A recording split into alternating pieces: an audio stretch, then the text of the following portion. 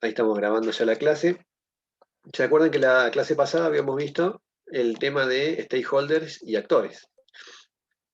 Y habíamos desarrollado este primer caso, donde habíamos encontrado en un intento de solución a, a todos estos interesados que están acá. Y recuerdan que el concepto de stakeholder era el de interesado, aquel que esté activamente interesado en el proyecto de desarrollo de software. Que siempre va a haber un cliente o el sponsor del proyecto y también el equipo de desarrollo de software, por supuesto, no sea nosotros que vamos a hacer los que desarrollemos el software, vamos a ser siempre stakeholders. Aunque el cliente, el dueño de la empresa, el que va, el inversionista o el que va a invertir en el proyecto de desarrollo de software, interactúe o no con ese sistema que vamos a construir. Pero después existen otros interesados, normalmente los empleados de la organización cumpliendo un determinado rol, y todo aquel interesado o stakeholder que vaya a tener una interacción directa con el sistema, lo vamos a considerar actor. Y necesitamos saber quiénes van a ser los actores dentro de todo el grupo de interesados o de stakeholders, porque sobre ello después vamos a hacer un relevamiento más detallado de acuerdo a las necesidades que tengan, y ahí vamos a obtener ya en detalle los requerimientos del futuro sistema. Por eso es importante identificarlo, porque ellos van a ser los que van a visualizar el sistema y van a manipular y van a gestionar el sistema que nosotros vamos a construir. Y ustedes tenían que hacer como tarea esto, ¿no? El del lavadero de autos, que tenía la particularidad de que, a diferencia del caso anterior, este lavadero ya tenía un programa hecho, en un lenguaje que ya está discontinuado, que es un Visual Basic 6.0, y la idea sería que ese sistema que está construido, ese programa que está funcionando, actualmente lo tenemos que reemplazar. Si lo queremos reemplazar, ¿se acuerdan como el ciclo de vida de desarrollo de software que vimos? Hay que reemplazarlo porque ya no soporta determinadas funcionalidades nuevas que nosotros le queremos incluir al sistema, porque incluir un cambio llevaría mucho costo, sería muy costoso, llevaría mucho tiempo, de acuerdo por la evolución que tuvo ese programa con sucesivos cambios. Llega un momento que ya no admite más, porque hacer un cambio sería reestructurar demasiado el código, o simplemente porque quedó obsoleto desde el punto de vista de la tecnología. O sea, nosotros queremos ahora, supongamos que en esta reserva de lavado de autos, cada vez que alguien pasó un mes desde el último lavado, el sistema lo detecte y les mande automáticamente un WhatsApp, o lo notifique de alguna manera. Bueno, construir algunas funcionalidades nuevas con sistemas hechos en tecnologías viejas se torna cada vez más difícil, ¿no? Porque estos lenguajes dejan de existir, se los deja de mantener en el mercado, ¿no? La empresa proveedora de estos lenguajes ya los discontinúa, entonces no tiene, ese lenguaje no fue desarrollado y no tiene conexión ahora con determinadas nuevas tecnologías, entonces se nos dificulta mucho. Entonces, por una cuestión de facilidad de mantenimiento, por obsolescencia tecnológica o discontinuación del mantenimiento de la tecnología con la que fue construido un sistema, llega un momento que hay que hacer un sistema nuevo. O sea, muere el anterior y nace este nuevo proyecto. O simplemente porque el que hizo este sistema, o la empresa que lo hizo, o el programador que lo hizo, ¿se acuerdan en los problemas de la industria del software que dieron origen a la ingeniería de software? No está más, o no lo mantiene, o no se encarga más de este proyecto y lo dejó ahí. Entonces, hacerle un cambio sería también muy complicado porque hay que ver en detalle qué fue lo que hizo. Si es que se puede tener acceso al código fuente de esos programas. Por todo eso es que algo le pasó, o una combinación de estos casos al sistema este del lavadero de autos, y que hay que hacer un sistema nuevo. Y la idea sería usar un sistema web o móvil.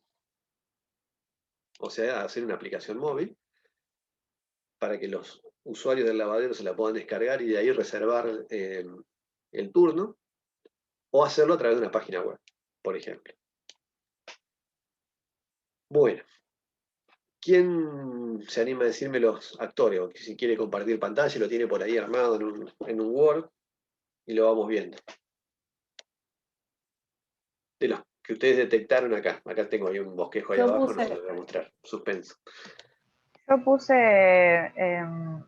primero puse por lo que fui encontrando, recepcionista, cliente, pero no sé si está bien, profe, porque yo voy media lenta en este tema, pero no sé si está bien. Puse cliente, sistema y sistema bancario, no sé si me faltaría otro más, pero puse eso. Yo puse esos 4, yo puse cliente, El- recepcionista, sistema bancario y el sistema de sorteo. Oh, gracias, Vero. ¿Y quién dijo que está bien? Porque las dos pues, se pueden No, haber equivocado. claro, No, no, porque pero me bueno, no me comprendí lo que siento tan dijo. sola ahora. No, está bien. El cliente es el cliente del lavadero. A él se refieren, ¿no? Exacto, El que a va a llevar Sí, ella. el sí. auto a lavar y que está en reserva. Entonces me dijeron el cliente, la recepcionista, que aparece acá, que Exacto. actualmente, por lo que, por lo que estamos relevando, esto sería como una mini minuta de relevamiento que tenemos acceso, ¿no? En este caso, la recepcionista, en el sistema actual, en el viejo este que vamos a discontinuar, es un actor, ¿no? Porque está ingresando los datos al Sí, sistema de reserva de lavado de autos. Yo puse actor iniciador, pero no sé si está bien. yo también puse el mismo. Exactamente, un actor iniciador. ¿Y el actor, primario, quién sería? Lo puse al cliente. Al cliente. Ahí Sí, tenemos una particularidad porque como definición genérica, el actor es todo aquel interesado o stakeholder que interactúe con el sistema. En cambio, al, al dueño de lo que vamos a ver más adelante, el dueño del objetivo del caso de uso este del sistema, que sería el cliente, se los denomina teóricamente actor primario, porque hasta que el cliente no solicite y no vaya a reservar el turno o no intente reservar el turno, el sistema no Claro, funciona, no se o sea, no activa. hace nada. Claro. Aunque actualmente también lo podríamos considerar como actor primario, aunque no interactúe directamente con el sistema. Hacemos como una excepción ahí y también lo podemos llegar a considerar como un actor y un actor primario. Pero la recepcionista claramente es un actor, de este sistema estamos hablando, ¿no? Y es el actor e iniciador. Lo que nosotros tenemos que construir ahora como artefacto, ¿se acuerdan? El artefacto son todos los modelos, los diagramas o los documentos que vamos armando para tratar de entender lo que el sistema tiene que hacer. El sistema nuevo, el proyecto de software nuevo este que queremos construir. O sea que lo que armamos ahora no tenemos que hacerlo en base a lo que se venía haciendo antes, sino lo que nosotros pensamos hacer en el nuevo sistema. O sea, quiénes van a ser los interesados y los actores y qué categoría va a tener cada uno en ese nuevo proyecto de desarrollo de software que estamos empezando. Intentando entender cómo funciona actualmente el lavadero, qué problema tiene con el sistema viejo que va a discontinuarse y bueno, y qué es lo que va a tener que hacer nuestro nuevo sistema. O sea, qué requerimientos va a tener, que es el tema nuevo que vamos a ver después de este caso que estamos practicando de actores y stakeholders. O sea que la lista que vamos a armar es pensando en eso, en el nuevo sistema. Entonces ustedes me dijeron el cliente, la recepcionista y qué más. El sistema bancario puse yo. Este de acá Ese. y este. Y ese, sí. Al Otra de las bancario lo puse como actor secundario y al sistema de sorteo como el terciario, porque recibe los datos nada más. bueno, No tiene acción directa, digamos. yo no te escuché el último, pero el de bancario yo también puse actor secundario. bueno, ya no rindan el parcial, pues ya está, ya entendieron todo. Profe, yo no me tenía fe, te juro que yo no me tenía fe porque dije, esto está mal seguramente. Bueno, también acuérdense que habíamos visto en la clase pasada que los que denominamos generalmente actores, que van a interactuar con nuestro nuevo producto de software, no necesariamente tienen que ser personas. O sea, pueden ser personas cumpliendo un rol, no le ponemos el nombre y el apellido, sino una persona cumpliendo un rol determinado, un cliente, un alumno, ese es el actor, el rol que está determinando una persona, está cumpliendo una persona. Pero no necesariamente tiene que ser una persona física, digamos. Puede ser un sistema que interactúe con el nuestro, como en el caso del sistema bancario con el que nos vamos a conectar y nos va a validar una tarjeta de débito o de crédito, o este sistema donde le vamos a volcar los datos para que en algún momento después haga un sorteo y les dé algún premio a los que fueron a llevar el auto a lavar. O sea que eso Perdón, también ténganlo en profe, cuenta. ¿se puede agregar además al dueño del lavadero y al equipo de desarrollo? ¿No? Ah, me copiaste. Ah, ok. Bueno, este es el que yo hice. El cliente, estamos de acuerdo que algo es, la recepcionista también, el sistema bancario y el Source System son estos dos sistemas nuevos que aparecen, que van a interactuar con nuestro nuevo proyecto. El dueño del lavadero y el equipo de desarrollo, que justamente los agregué ahora. ¿Por qué agregué esto? Porque normalmente vamos a tratar de identificar en todo proyecto, no vamos a tratar, sino obligatoriamente lo tenemos que identificar, quién va a ser el interesado y el inversionista y el que nos va a avalar el proyecto y sobre el cual vamos a cobrar ese proyecto. Claro, porque si no ahí la Si única que no, esto de tendríamos es acá la no. recepcionista, que es como parte de la empresa. Exactamente. La recepcionista es una empleada, está cumpliendo un rol. El cliente, bueno, va a ser el que va a consumir los servicios del lavadero. Pero nosotros deberíamos identificar siempre a ver quién es el que nos va a llamar al principio y quién es el que va a ser el que va a invertir en el proyecto y nos va a aprobar el proyecto.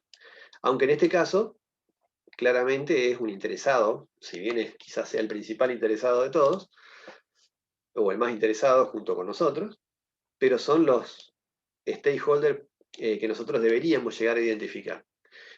Ojo que este también se podría llegar a convertir en actor si agregamos alguna funcionalidad dentro del sistema de reservas donde esta persona entra a la aplicación móvil, esa que tenemos que construir, y verifica la cantidad de turnos por día que tiene otorgado, por ejemplo, ¿no? Y va monitoreando cómo iban interactuando con el sistema, y va viendo, mira, me están quedando 2 turnos, generalmente los sábados es el día de mayor lavado, entonces está mirando y está interactuando con el sistema. No es el caso, al menos en esta minuta, puede ser que surja después un requerimiento antes del acuerdo final, antes de empezar el desarrollo, pero por ahora es un stakeholder y la deberíamos llegar a identificar. Bueno, ahora vamos con estos 4, que ustedes los identificaron. ¿Alguien identificó otro interesado, otro actor, otro stakeholder? ¿O más o menos por ahí anduvieron?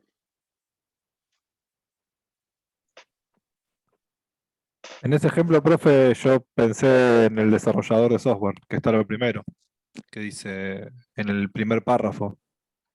Ah, está abajo, perdón, usted lo puso abajo. Abajo de todo lo puso. Esto, el equipo de desarrollo. Sí, sí, sí. O sea, nosotros. Que en el primer párrafo dice. El analista funcional, creo que Está dice. bien. Sí, ese analista es parte del equipo de desarrollo. Después va a haber Sí, sí. programadores, Ese fue el primer actor diseñadores. que yo. O sea, sería de arriba abajo, fue el primero que puse, porque lo leí así. Está bien. Bueno, entonces tenemos estos 4. Como dijimos, actualmente sería un actor primario el cliente, porque si bien no interactúa con este sistema viejo, hasta que el cliente no intenta reservar autos, lavados, el sistema no registra nada. No funciona. Y la recepcionista es la que justamente va a interactuar con el cliente y con el sistema, que donde está cargando los datos, le está cobrando, está validando y demás. En el nuevo sistema, si lo vamos a hacer, por ejemplo, una aplicación móvil, o una página web, para que el propio cliente haga la reserva, ¿no? Imagínense un calendario que aparece, cuando ustedes sacan una reserva para renovar el DNI, vieron que aparece un calendario, en qué lugar lo quieren hacer, qué día, qué hora, o normalmente cualquier turno que sacan vía web. En ese caso, el cliente, por supuesto, sigue siendo un actor primario. Pero una pregunta, ¿cómo se dice? La página o lo que sea que vayan a hacer del sistema, ¿sería Sí. entonces un actor iniciador porque directamente reserva? Claro. ¿O tiene que haber una persona que ya lo tiene que verificar? Y no, por eso es lo que ahora con esta minuta estamos, digamos, pensando a ver cómo podría ser. Por eso después el tema que vamos a ver después del tema de requerimiento, tenemos que definir claramente qué es lo que vamos a hacer. Pero como en este artefacto, acuérdense que tampoco es que esto se hace una vez y que queda ahí, sino que esto se va modificando a medida que vamos llegando a un acuerdo con el dueño del lavadero hasta concretar exactamente qué es lo que vamos a hacer. Pero en esta primera instancia y con esta poca información que tenemos, si bien está claro que el cliente va a ser un actor primario porque este es el que va a desencadenar la reserva de turnos, si lo vamos a hacer mediante una página web o una aplicación móvil o las dos cosas que vamos a disponibilizarle, y estamos pensando que el cliente reserve el turno mediante un calendario, y una vez que lo reserve le aparece una plataforma de pago y tiene que cargar con una tarjeta de débito, tarjeta de crédito, y pagar la reserva, entonces ahí este cliente, más allá de ser primario, también va a ser iniciador, porque va a ser el que va a estar interactuando con la aplicación web o mobile, y él mismo va a sacar la reserva y él mismo va a pagar la reserva y se va a llevar el turno asignado y le va a disparar, no sé, un recordatorio vía WhatsApp, porque dentro también se va a poder cargar sus datos en la aplicación y demás.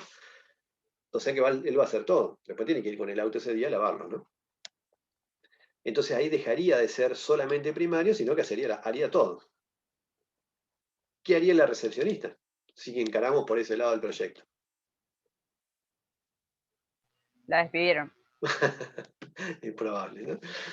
No, bueno, pero también podemos pensar que muchos de los clientes del lavadero no van a estar con el celular y se van a descargar la aplicación móvil o van a entrar a la página web con un código QR y van a hacer la reserva online. Porque muchos viven ahí en la zona y están acostumbrados a ir y reservar un turno directamente. Porque si no, no O sea que podríamos. puedes seguir haciendo el mismo trabajo. ¿Cómo? Pero cargando, o sea, puedes seguir haciendo el mismo trabajo, pero como que lo puedes subir a la página esa que hicieron. Claro. O sea que ¿Habría ella doble misma iniciador? haría lo mismo, nada más que con la persona enfrente. En vez de que supongamos que nosotros estamos apuntando, depende de todo, en todo proyecto también tenemos que ver a dónde apuntamos, cuál es la clientela de la organización, en este caso de la empresa del lavadero. Si hay gente que está acostumbrada, o gente grande, y está acostumbrada a ir y reservar en el momento, porque se acerca y reserva y paga y lo que sea, y detectamos que el mismo cliente del lavadero nos va a decir, el dueño, digo, nos va a decir, no, mirá que hay tantas personas que no van a estar haciendo la reserva. Puedo captar más clientes, pero me puedo quedar con algunos que ya tenía antes. Entonces me gustaría conservar los que tengo, más los nuevos que puedo llegar a captar por la nueva tecnología. Entonces, en este caso, lo único que tendría que hacer la recepcionista es tener la aplicación en su celular o la página web en la PC que usaba antes, incluso donde se corría antes esta aplicación, y entrar al nuevo sistema. Y ella hace de nexo entre el cliente presencial y el sistema este. Por supuesto, cargará los datos del cliente y el cliente le dará la tarjeta de débito, ella pasará por el postnet y se hará lo mismo que se hacía antes, pero con el sistema nuevo.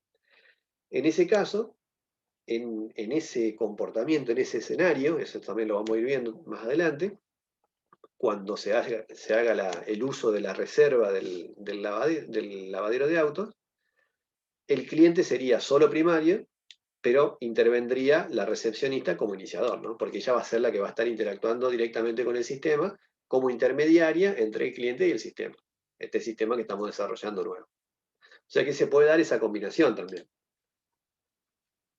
¿Se entendió?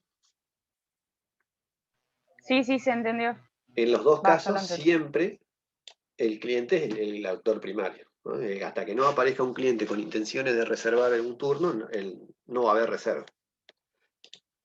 Una vez que se lance la reserva, ya sea porque el cliente lo está haciendo desde la página web en una PC cualquiera de su casa, donde sea, o con una aplicación móvil en su celular, o presencialmente y la recepcionista es la que está interactuando con el sistema, empieza el sistema de justamente la gestión de la reserva. Entonces ahí el sistema va a presentar, extrayendo de la base de datos, los turnos que tenga disponible por día, por semana, lo que sea, acuerdan un turno o no. Me dice, no me conviene ninguno de estos y ahí se terminó.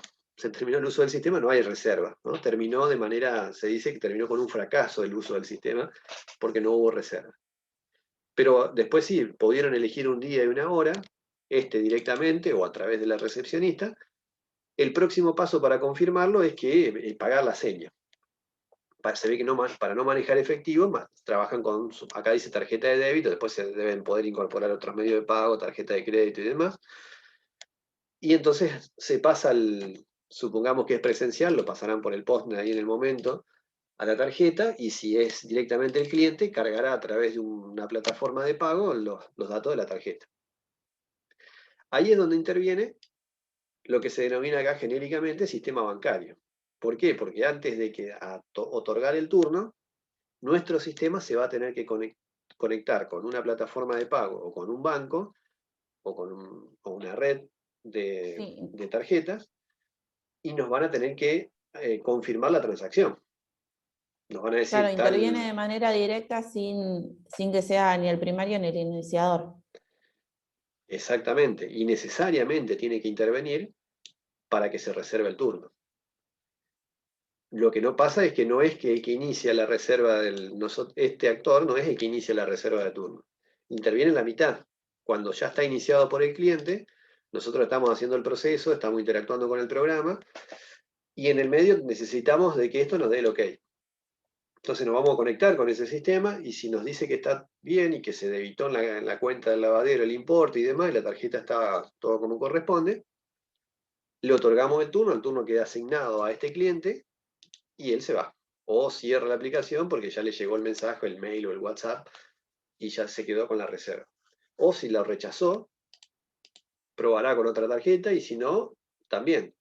Puede ser que termine sin éxito esta gestión de solicitud de turno porque no encontramos un día o una hora, o porque si lo encontramos al día y la hora que nos convenía, no teníamos la tarjeta en condiciones como para pagarlo. O sea, son distintas causas que pueden provocar la no reserva del turno.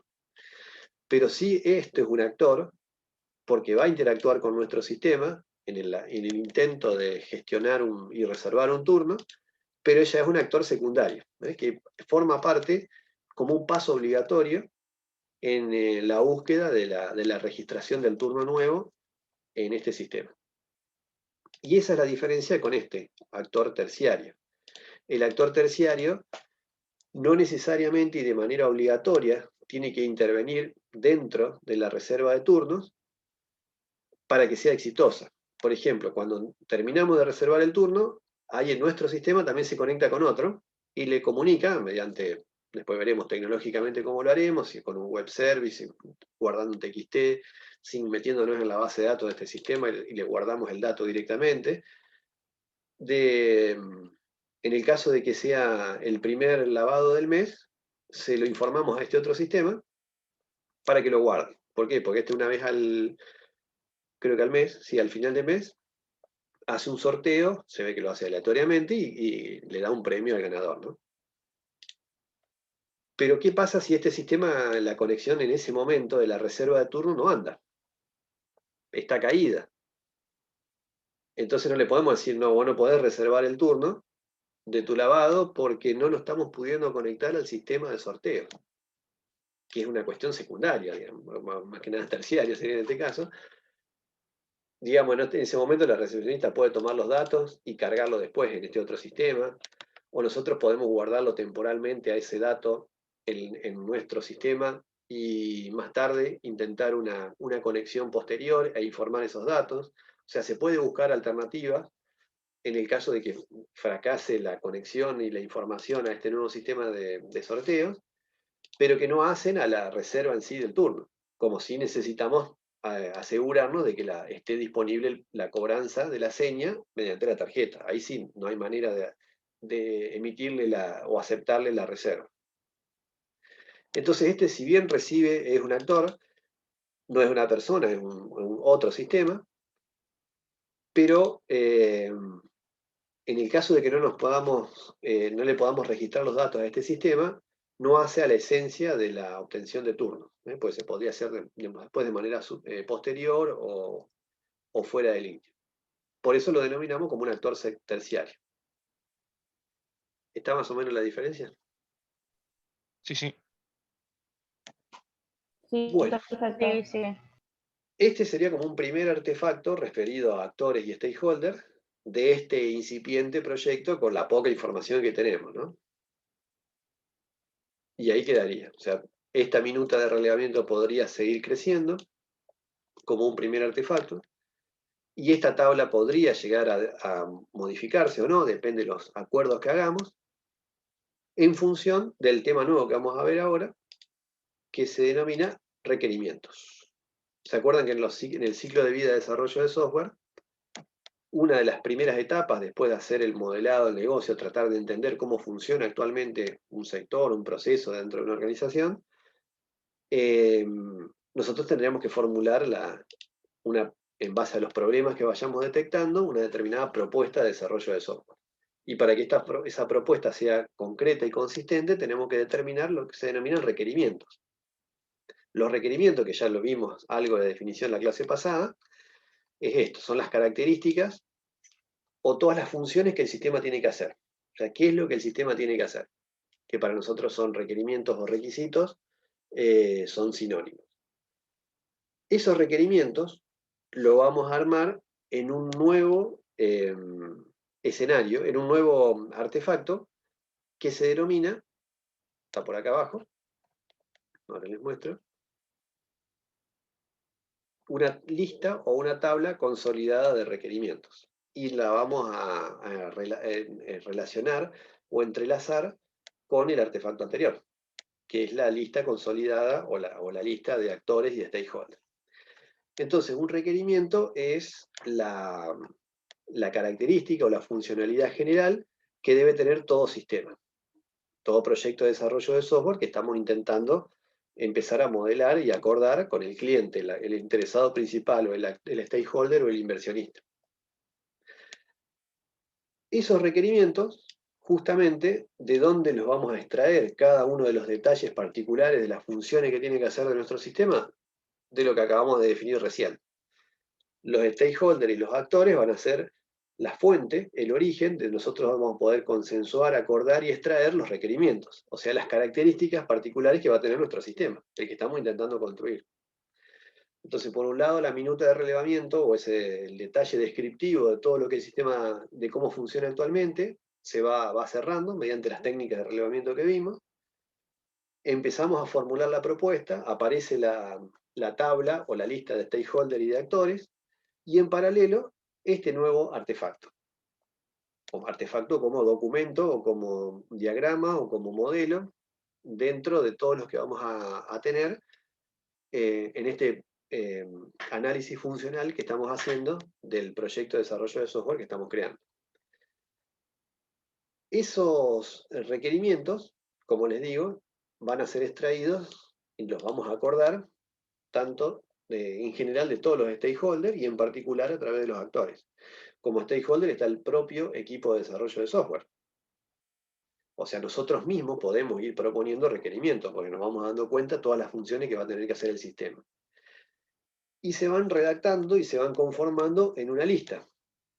Van a tener como un número secuencial, van a tener una identificación de ese requerimiento, un nombre o una descripción del requerimiento, y quién es el interesado, el stakeholder o el actor que lo está proponiendo. No solamente alcanza con encontrar o descubrir ese requerimiento, describirlo y documentarlo, como dice acá abajo, sino que además lo que hay que hacer es validarlo, aprobarlo o autorizarlo. ¿Eso qué significa? Que quizás el principal interesado, el dueño de la empresa o el responsable de que lo tiene que aprobar el proyecto, va a tener que decir si está de acuerdo o no en hacer ese requerimiento. ¿Por qué creen ustedes que él podría decir, no, esto lo vamos a excluir, esta función la vamos a sacar?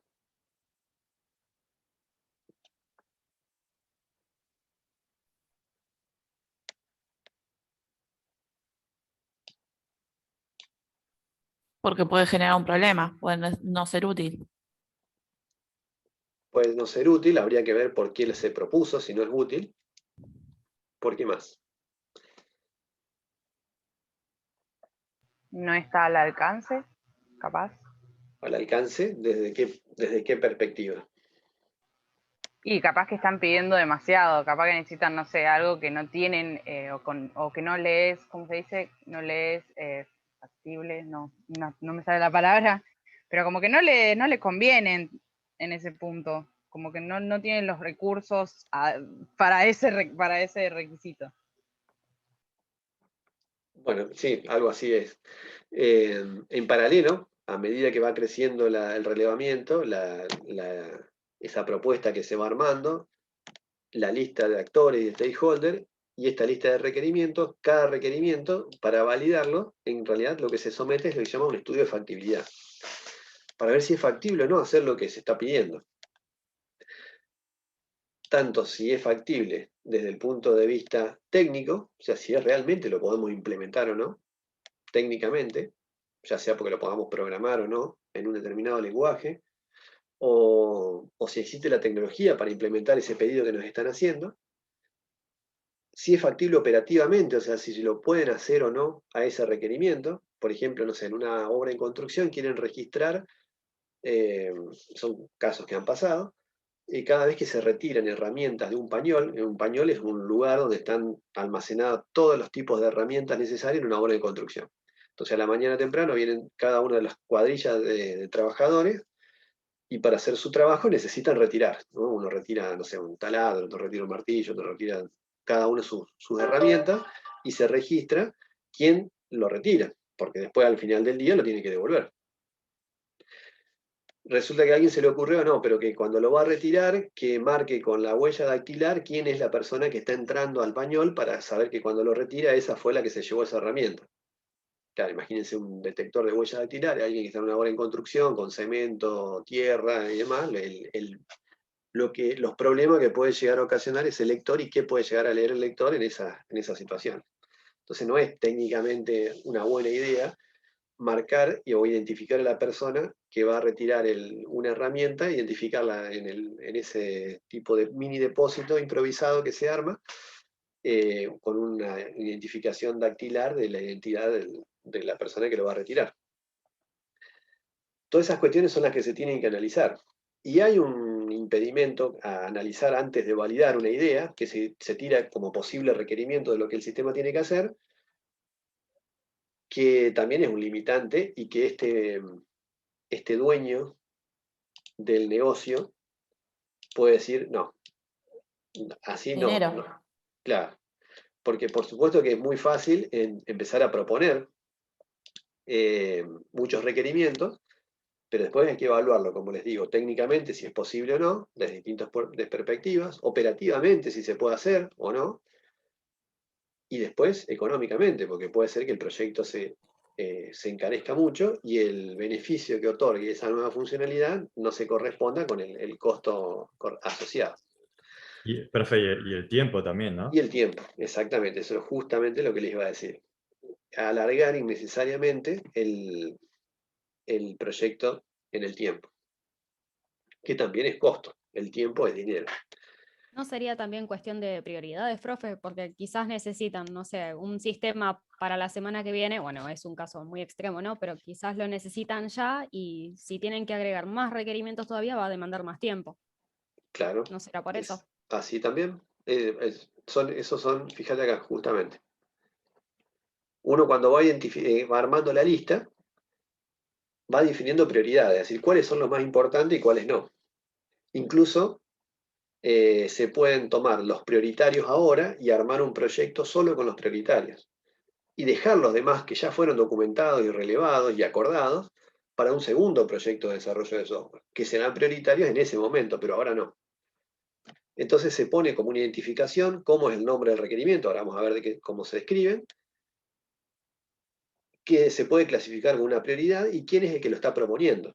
Ya cuando empiezan a aparecer en esta lista quién lo propone y tiene que ya dar la cara, decir yo quiero esto o necesito esto, un empleado está pidiendo una determinada funcionalidad en el sistema, ya todos se empiezan a cuidar porque no es tan fácil pedir y pedir y pedir, porque todo esto después se tiene que acordar con el inversionista final o el que va a aprobar finalmente el proyecto, y cuanto más requerimientos haya en esta lista, más largo y más complejo se hace el proyecto, y por supuesto más costoso. Entonces hay que ir buscando un equilibrio. Y acá aparece esta columna de tipo. ¿Por qué es tipo? Porque hay dos tipos de requerimientos. Los requerimientos funcionales y los requerimientos no funcionales. Vamos a ver. Están por acá. Ustedes lo van a encontrar, hay un apunte que ya les subí, que tiene unas poquitas páginas. ¿Qué es un requerimiento funcional? Lo que estamos viendo hasta ahora, que tienen que ver con la esencia del sistema. O sea, ¿qué es lo que el sistema tiene que hacer funcionalmente? Todos aquellos requerimientos que se escriban y aparezcan en ese artefacto, es lo que el sistema va a hacer. Lo que no está escrito ahí, el sistema no lo va a hacer. Aunque los requerimientos no son más que títulos de esas funciones.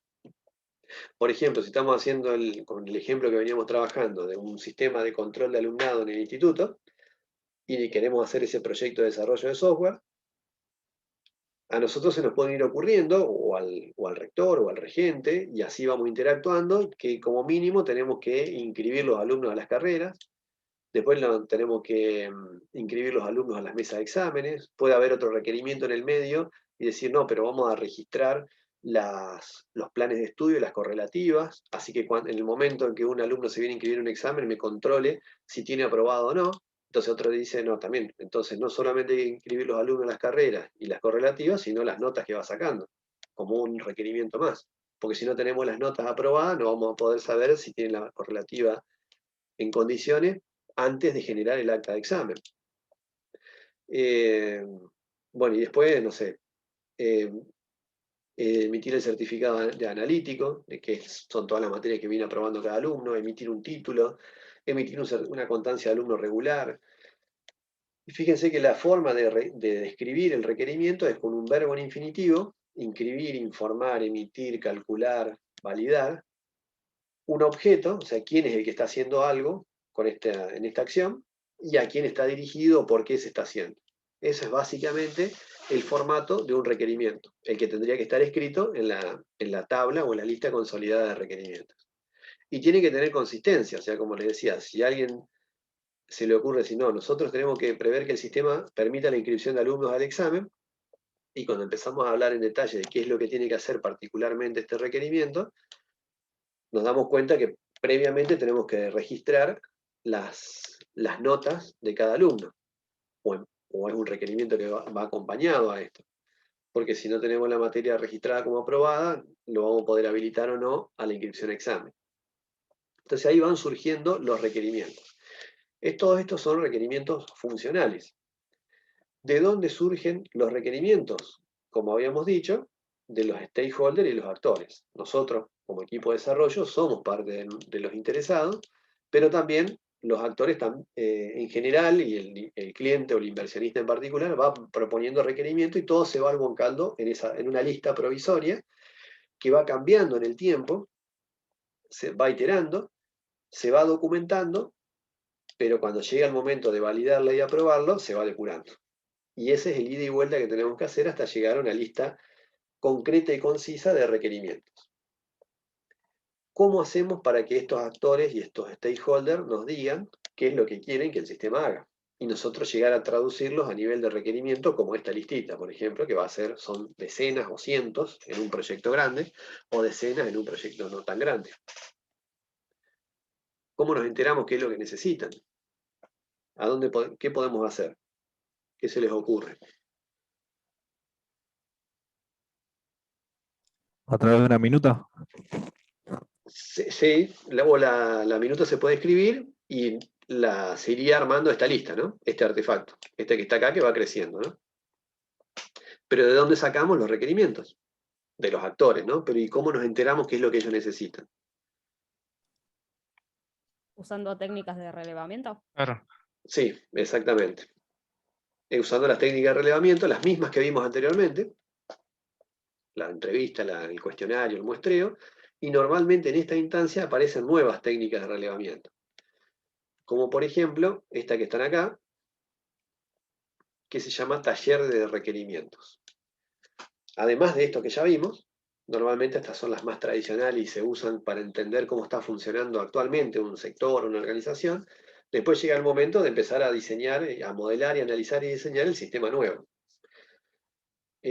Bueno, ahí aparece, por ejemplo, el taller de requerimiento. Un taller de requerimiento es como una reunión donde intervienen los actores, los stakeholders, nosotros como equipo de desarrollo, y se empiezan a armar la lista, ¿no?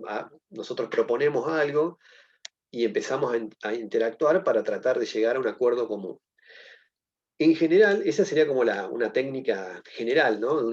Imagínense como una especie de reunión donde se empiezan a intercambiar ideas para llegar a explicando previamente lo que es un requerimiento, obviamente, qué es lo que estamos buscando. Y a su vez, ahí mismo se suelen utilizar otro tipo de técnicas de relevamiento. Por ejemplo, la lluvia de ideas o el brainstorming. ¿Saben lo que es? ¿Lo han escuchado nombrar a esto? O tormenta de ideas. Sí, sí, No, profe. yo no. ¿Y qué es? Nada, cuando cada uno en una reunión tira sus ideas, propone cosas y de ahí van sacando, eligen las mejores. Exactamente. Se plantea un tema, por ejemplo, dentro de los requerimientos del proyecto de desarrollo de software de este que estamos viendo acá del instituto, uno de los requerimientos que surgió, por supuesto que no hay no hay una única reunión, una única lista, sino que son en los días sucesivos se van armando y se van diseñando. Uno de los tantos requerimientos es que, por ejemplo, el mismo sistema se encargue de verificar o ayudar a verificar la identidad de cada uno de ustedes del alumno cuando va a ir a rendir un examen. Porque se ve que han tenido problemas de que no es el mismo alumno el que va a rendir, sino que va alguien en su nombre, pone el nombre de él en la hoja y hace el examen por otro.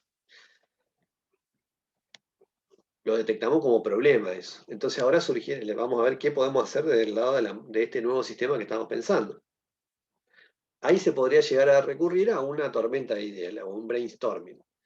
¿Qué significa eso? Que cada uno va proponiendo sin ningún tipo de restricción y ningún tipo de inhibición la idea que se le ocurra. Y la puede decir sin problemas. Después se puede tomar o desechar y por ahí de tantas ideas que se tiran, alguna puede llegar a ser interesante. ¿Qué se les ocurriría, por ejemplo? ¿Cómo hacemos para verificar la identidad de cada alumno? No Y es tan fácil, preguntándole, pero por haciéndolo ejemplo, del lado del sistema, ¿no? Con un escáner del DNI. Por ejemplo, podríamos tener que, en el momento que el alumno se inscribe, en ese requerimiento de inscripción a la carrera, escanearle el DNI o tomarle la huella digital Eso iba a decir, o la huella. o el escáner facial. el escáner facial, justamente iba a decir eso, y cuando va a rendir, ese mismo escáner está dentro del aula y identifica que el alumno que figura en el acto de examen es el que está entrando porque los estamos escaneando. Entonces ahí surge el estudio de factibilidad, decir, bueno, ¿y cuánto sale el escáner? ¿Y cuánto tiempo va a llevar? Y entonces el regente dice, no tenemos plata para esto. Ese requerimiento no es validado y autorizado. Y entonces ahí aparece esa anulación del requerimiento y se saca. ¿Cómo se hace para validarlo? Y no, entonces dice, bueno, es un control operativo complementario que va a ser o el secretario, el vedero o el profesor que le pide el DNI al alumno, lo verifica, ve que es él por la foto o porque lo conoce o porque le dio clase y da constancia de que es él y lo deja entrar y rinde el examen. Entonces ahí se acuerda que se hacen, como en todo proyecto, hay muchas tareas que se sistematizan, automatizan, se llevan adelante por medio de un sistema, pero hay algunas que no, que siguen siendo controles manuales y que van coexistiendo. Muchas veces por una cuestión de practicidad o por una cuestión de costos. Ahí aparece otro rol, otro artefacto, que se llaman funciones excluidas. Muchas veces es necesario complementar a través de una nueva lista algunos requerimientos que estuvieron dando vueltas, pero que se decidió no hacer, entonces se los deja explícitamente anotados para que no queden dudas, porque después nos van a pedir cuando nosotros vayamos a implementar el sistema, de que eso esté implementado. Entonces, como un artefacto más, así como vamos anotando los actores, los stakeholders y los requerimientos, también vamos anotando las funciones excluidas para que quede claro decir que el control de la identidad de los alumnos en el momento del examen se hace de manera manual. Y queda claro que el sistema no lo va a hacer. Por supuesto que alguien me podría decir, si no es un requerimiento, no está anotado en la lista de requerimientos, ¿por qué lo tenés que aclarar? Bueno, porque a veces pudo haber quedado o sobreentendido que como parte del proceso de rendir el examen y que nosotros vamos a habilitar una pantalla en el sistema donde aparecen los alumnos y el profesor le carga la nota y lo graba, más allá de obviamente después entregar los exámenes y todo eso, en ese paso intermedio no va a haber una validación y el sistema no va a intervenir para validar la identidad de quienes están rindiendo. Entonces se aclara como función excluida, que puede ser como un paso de un requerimiento que en general se va a automatizar, pero en algunos pasos no. O alguna idea que surgió y que se decide no hacer. También como otro de los artefactos aparecen un glosario, que son normalmente términos o palabras comunes al negocio, que se van aclarando así vamos entendiendo de qué significa cada una de esas palabras. Normalmente cuando se va armando el proyecto para que todos hablemos el mismo idioma. Así como vamos armando a partir de los stakeholders y de los actores, con estas nuevas técnicas y viejas técnicas de relevamiento, y vamos encontrando los requerimientos funcionales. Estos requerimientos funcionales normalmente tienen esta forma, un verbo en infinitivo y que es la acción que va a hacer el sistema, o que tiene que hacer el sistema cada vez que va ocurriendo determinadas funciones. Asociado a esto normalmente hay un actor, el actor primario, por ejemplo, acá es el alumno. Acá quizás el listado de materias por año en una determinada carrera, o de inscriptos por año en una carrera, el destinatario y el interesado principal sea el regente, por ejemplo. También puede haber funciones temporales, o sea, esto no se activa hasta que no venga el actor ese primario que detectamos y pida información o pida hacer algo con el sistema, intentar hacer algo con el sistema. También hay cuestiones que vieron cómo están las funciones o las tareas programadas de Windows o el Chrome, esas tareas programadas de Linux. Hay cuestiones que también se pueden hacer de manera temporal, como que el sistema en un determinado momento en el tiempo dispara una acción. Son también requerimientos funcionales, pero que no se activan con un actor primario, sino que el actor primario es el tiempo, y el sistema actúa en un determinado momento. Entonces, por ahí lo vamos a ver más en detalle. No son tan frecuentes tampoco. Y paralelo a los requerimientos funcionales, que hacen a la esencia del sistema, ahí me dice Leonardo, cuando se crean funciones, la idea es asignarle nombres de verbo en infinitivo. Sí, también, porque van a representar acciones que vamos a estar programando de la realidad, digamos. Bueno, y así como están los requerimientos funcionales, que como les digo, lo que no describamos como requerimiento, el sistema no lo va a hacer, más allá de aclarar algunas funciones excluidas, pero lo que sí escribamos como requerimiento, el sistema lo va a tener que hacer, por lo tanto nosotros nos estamos comprometiendo a través de este artefacto, y que normalmente va a formar parte del contrato de desarrollo de software, toda esa lista consolidada de requerimientos. El sistema tiene que cumplir con todas estas funciones. Y en paralelo están los requerimientos no funcionales. ¿Cuáles son los requerimientos no funcionales? Son aquellos que ya desde el comienzo del proyecto de desarrollo de software vamos acordando, o nos van diciendo, o vamos llegando a darnos cuenta y vamos relevando, respecto de restricciones del funcionamiento actual. Normalmente restricciones tecnológicas. Por ejemplo, sobre qué plataforma tiene que correr. Si va a correr sobre Windows o sobre Linux, o como en el sistema del lavadero, si va a ser un sistema web o si va a ser un sistema mobile, o si son sistemas críticos de tiempo de respuesta. ¿Cómo sería la capacidad de respuesta de un determinado proceso que tenemos que hacer, o de transacciones como estas? ¿O qué lenguaje de programación nos piden que el sistema tiene que contemplar? Porque nosotros a veces, como un grupo de desarrollo, vamos a hacer un sistema en un lugar que ya tiene un área de sistemas, y ese área de sistema trabaja con determinada tecnología o determinado lenguaje, entonces nosotros tenemos que respetar eso. O vamos a hacer un sistema, por ejemplo, para el instituto terciario, o un sistema para alguna repartición de la provincia de Santa Fe, y donde está la ley de software libre, y todas las PC de las reparticiones de la provincia son en Linux, y en esta distribución de Linux. Y bueno, el analista funcional no tomó este requerimiento no funcional, y se concentró en los requerimientos funcionales. Se hizo el sistema, y cuando se lo llevó a correr, obviamente no andaba, porque se hizo el sistema para que corra para Windows, por ejemplo. Y fue un error, si bien bastante grosero, pero para evitar esos errores, siempre hay que empezar a tratar de documentar los requerimientos no funcionales, que son restricciones tecnológicas, o de performance, o de seguridad, referidos al sistema nuevo que queremos crear. Y se escriben de esta manera: el sistema debe, y acá, por ejemplo, todos estos ejemplos que tienen redactados sobre qué lenguaje desarrollarlo, sobre qué plataforma correr, qué restricciones de procesamiento tener y demás.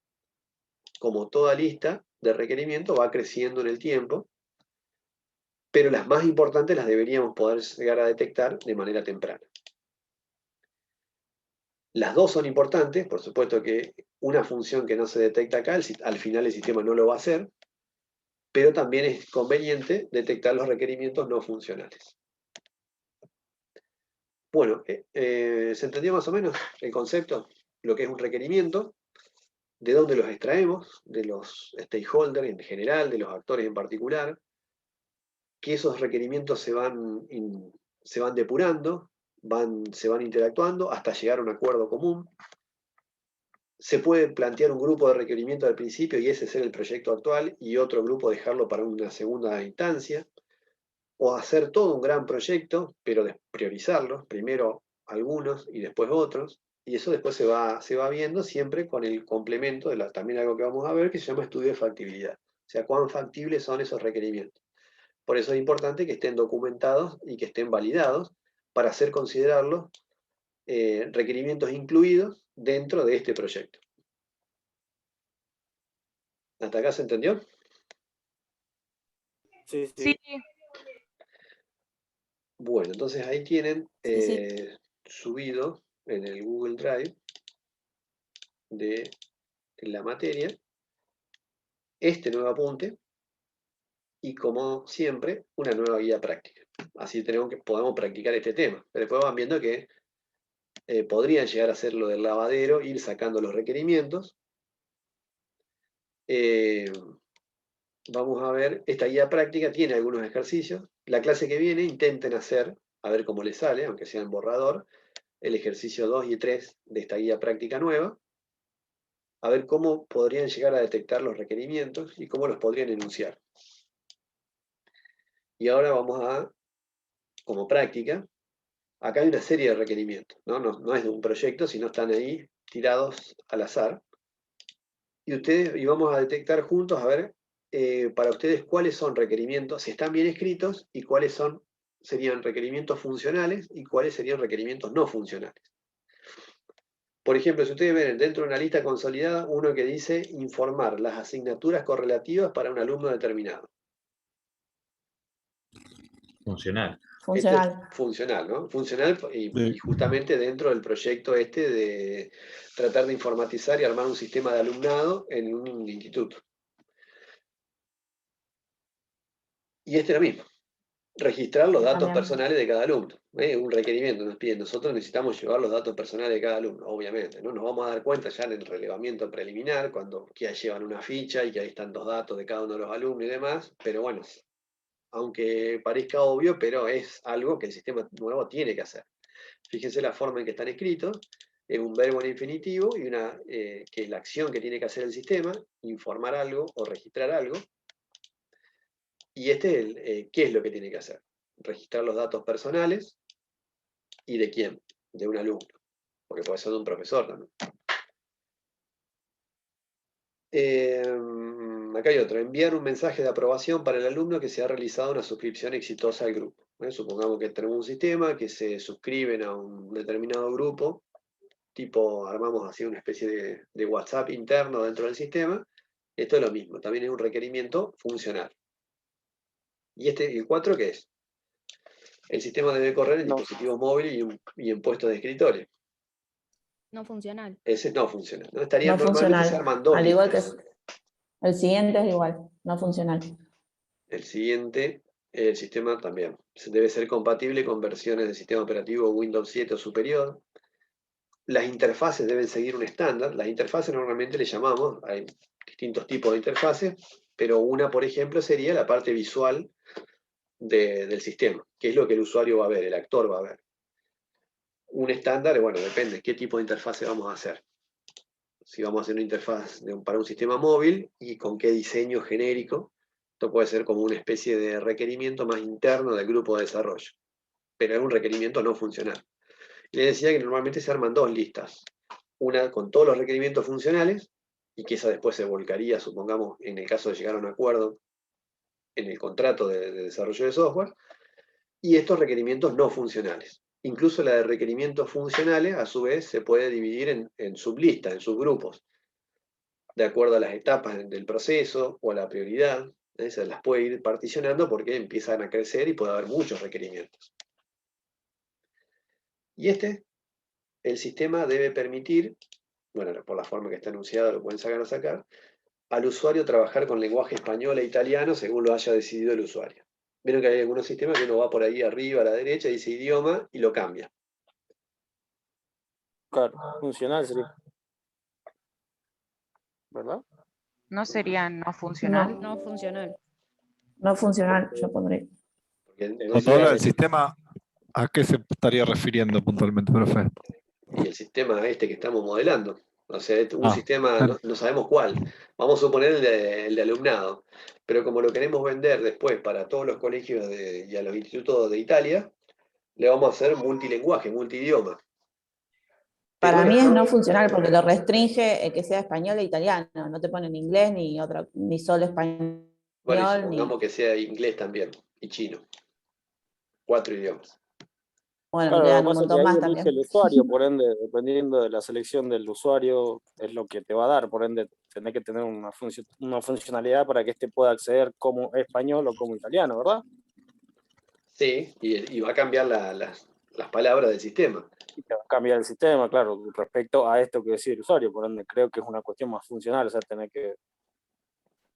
Eh, O sí, puede ser las dos cuestiones en sí, también tranquilamente, o sea, por un lado, no funcional el tema de tener agregado la interfaz de software en varios idiomas, y por otro lado, la cuestión está de que el usuario pueda elegir qué idioma. sí, el usuario te puede elegirlo, claro, ahí te entiendo por qué decís que Sería como funciona. híbrido, eso sería. Está ahí en un gris, pero el objetivo de un requerimiento funcional se refiere a las funciones específicas del sistema de acuerdo al objetivo a cumplir. Entonces, por ejemplo, Ujú. sería, no sé, si es un sistema alumnado, que el sistema permita registrar alumnos o emitir certificados analíticos o sacar actas de exámenes o cargar notas. Todo eso tiene que hacer el sistema. Y que después lo podamos llegar a configurar entre distintos idiomas es una cuestión accesoria, digamos, un complemento para la venta que se podría llegar a tomar como un requerimiento que no hace la funcionalidad del sistema, sino a la posible venta o marketing del mismo. Aunque después termina siendo una función más. O sea que vieron que ahí no es tan clara la distinción. Claro. Porque por ahí nos piden que, como dentro de todas las funciones, se pueda cambiar el lenguaje. Me refiero al idioma, ¿no? Y ahí lo podemos tomar para el lado funcional. O podría ser uno funcional no prioritario, porque el idioma se lo podemos agregar después. Claro. ¿Estamos? O sea, no es tan... Hay algunos que son muy claramente tecnológicos y restrictivos y otros que están ahí en una zona gris. Lo mismo hay un formulario web y vieron cuando uno va cargando datos en el formulario, por ejemplo, registrando los datos personales, hay un requerimiento que nos dice que tiene que brindar ayuda en los campos para saber qué es lo que está cargando, o cómo cargar la fecha de nacimiento, o qué es lo que va en el campo domicilio, si va todo el domicilio completo, o aclararle, ¿no? Se divide en campos, por un lado la calle, el número, el piso, el departamento. Esa ayuda que tenemos que ir brindando, que es para ustedes.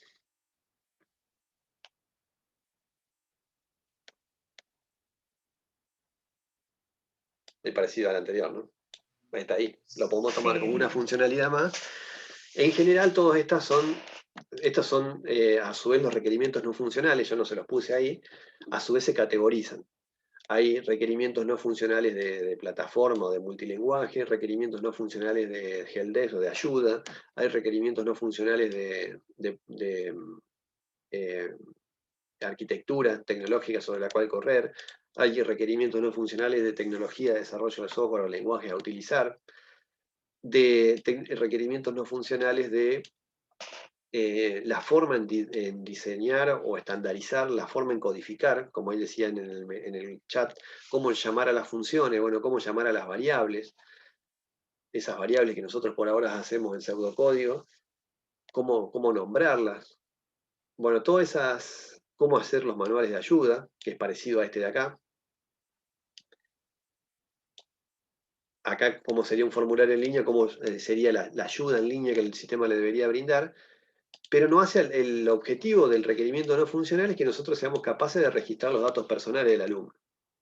Después, ¿qué diseño le vamos a hacer? O qué ayuda le vamos a brindar, o cómo vamos a nombrar las variables internamente, o que si ese formulario, la etiqueta de domicilio aparecería, o de nombre, diga nombre o name, o nombre en italiano, que no sé cómo es, y menos en chino, no hacen a la esencia del funcionamiento del requerimiento funcional justamente de la aplicación.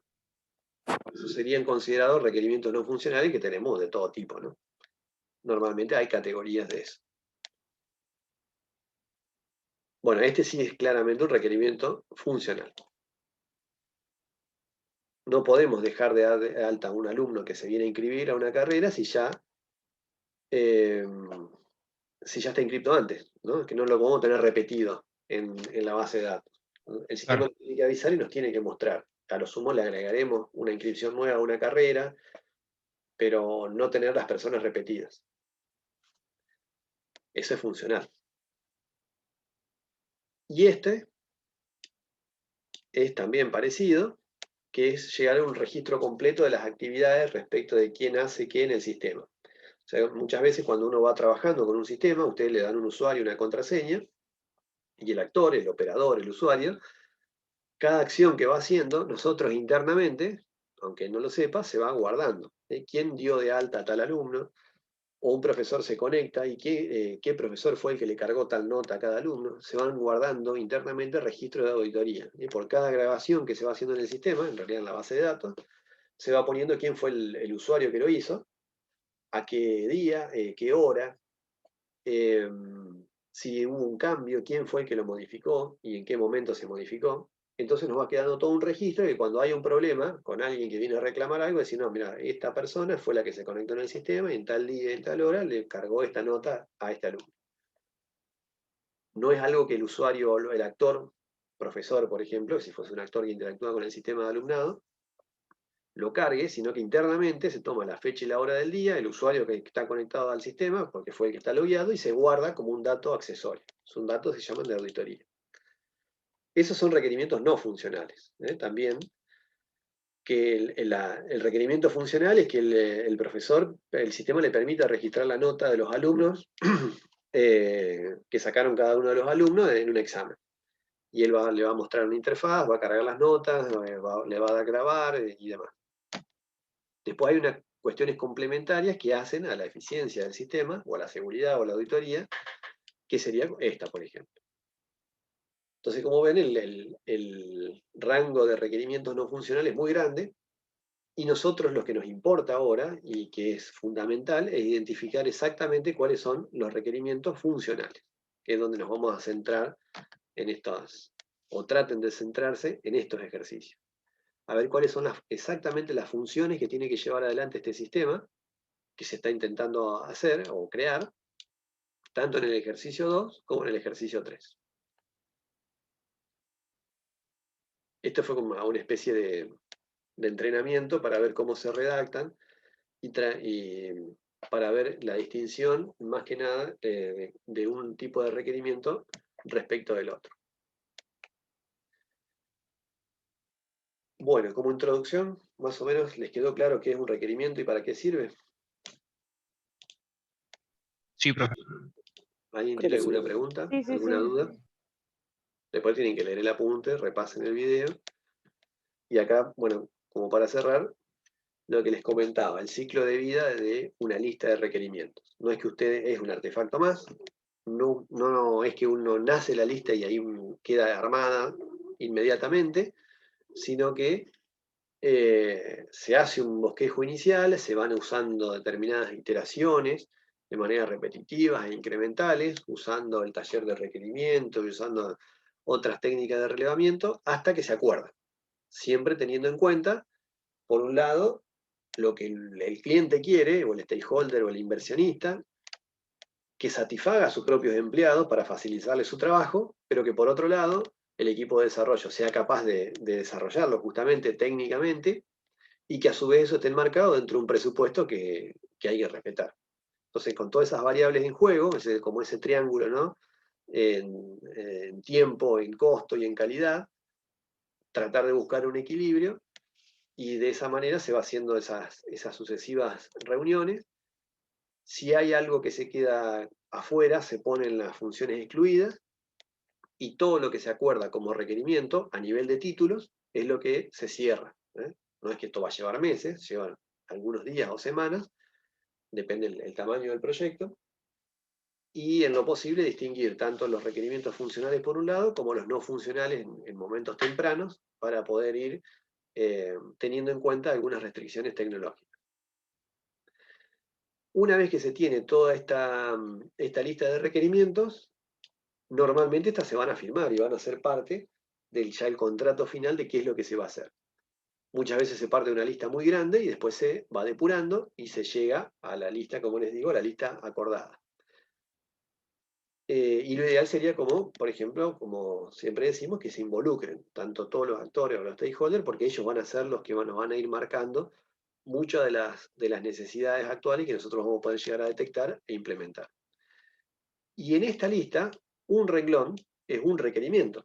Por ejemplo, permitir la carga o la emisión de un acta de examen para un examen determinado. Y se va a relacionar con otro, que previamente es poder cargar los alumnos inscriptos a una materia, y así sucesivamente.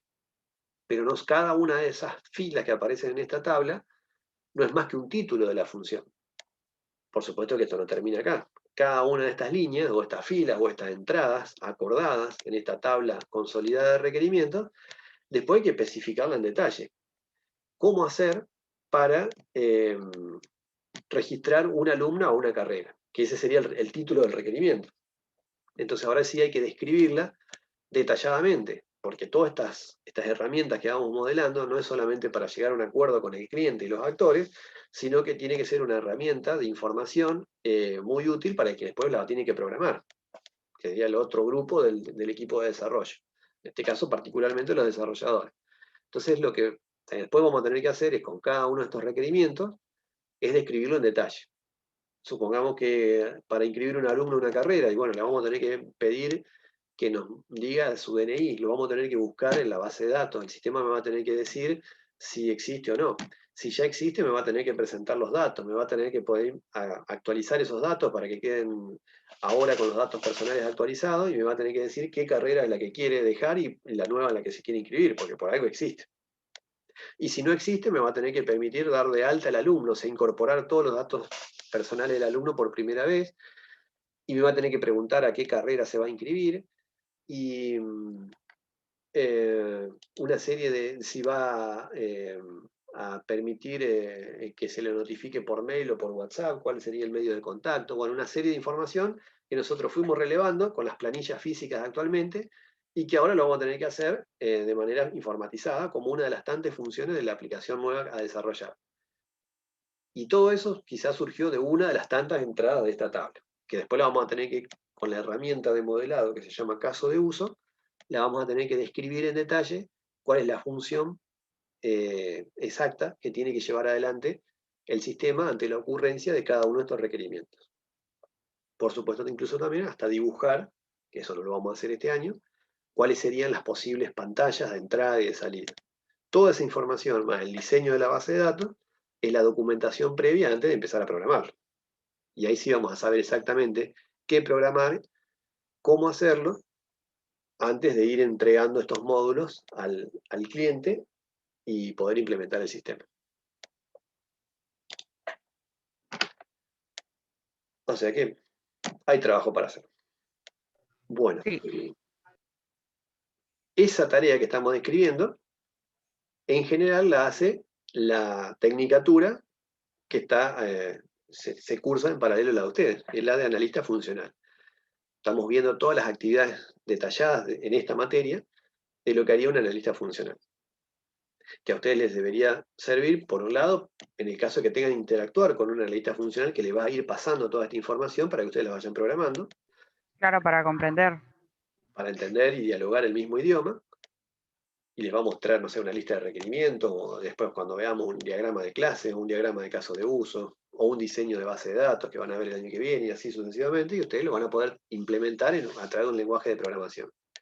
Pero también hay proyectos que no son tan grandes, y ustedes son el equipo de desarrollo, individuales. Tienen un proyecto y lo quieren llevar adelante. ¿Y cómo hacen? Se van a sentar y van a empezar a diagramar, o a programar líneas de código. Tienen que poder ser capaces de relevar, de entender las necesidades del cliente que lo está llamando, de detectar cuáles son los requerimientos, de proponerle interacciones, de llegar a un acuerdo, de diseñar interfaces, de diseñar obligatoriamente un modelo de base de datos para que el sistema almacene los datos, y cuando tengan todo eso, recién ahí lo van a poder ir programando. O sea que ustedes mismos van a tener que ser analistas y diseñadores de su propio proyecto en el caso de que sean proyectos unipersonales. O sea que- Perdón, profe, no lo quiero interrumpir, pero nos están esperando de la otra clase la otra profesora. Bueno, Le muy bien. aviso por las dudas. Justo iba a terminar. Bueno, listo. Ahí estamos. Cerramos acá. Perdón, Función, pero profe. justo nos estaban mandando las cosas. Bueno, muy bien.